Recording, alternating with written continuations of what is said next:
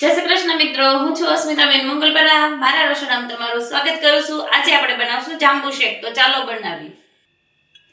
આપણે જાંબુ લીધા છે અને રાવણા પણ આપણે કહીએ છીએ.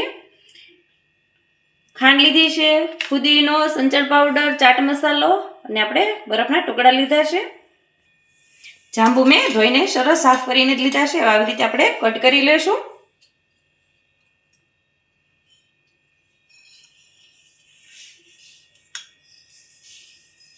એકદમ મીઠા અને સરસ છે આપણા જાંબુ. આપણે જાંબુ વાડીમાંથી તાજા તાજા ઉતારીને આવ્યા છે, તો આપણે સરસ જાંબુનું જ્યુસ બનાવીને તૈયાર કરશું અને બાળકોને પીવાની પણ ખૂબ જ મજા આવશે. આવી રીતે આપણે બધા જાંબુમાંથી કાઢી લેશું પલ્પ અને છોડિયા અલગથી કાઢી લેશું. આપણે જાંબુમાંથી પલ્પ કાઢીને તૈયાર કરી લીધો છે. આપણે મિક્સર જારમાં પીસી લઈશું. આપણે મિક્સર જાર લઈ લીધું છે. આપણે એમાં જાંબુનો પલ્પ કાઢ્યો તો એમાં નાખી દઈશું.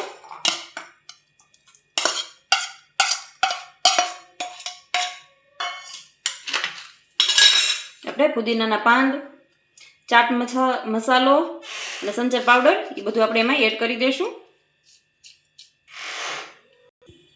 1 ચમચી ખાંડ એડ કરશું. બરફના ટુકડા એડ કરશું.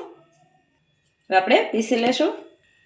આપણો જાંબુ શેક બનીને તૈયાર થઈ ગયું છે, એકદમ સરસ ઘાટું. આપણે સર્વ કરવા માટે જાંબુ લઈ લીધા છે. અંદર આપણે બરફના ટુકડા એડ કરશું. આપણે ગ્લાસ લીધો છે કાચનો, એમાં આપણે સર્વ કરી લેશું. જાંબુ મિલશે.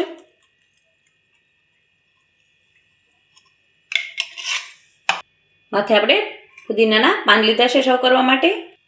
આપણો જાંબુ મિલ્કશેક બનીને તૈયાર થઈ ગયો છે. જો મારો વિડીયો તમને ગમ્યો હોય તો વિડીયોને લાઈક, શેર અને સબસ્ક્રાઈબ જરૂરથી કરી દેજો.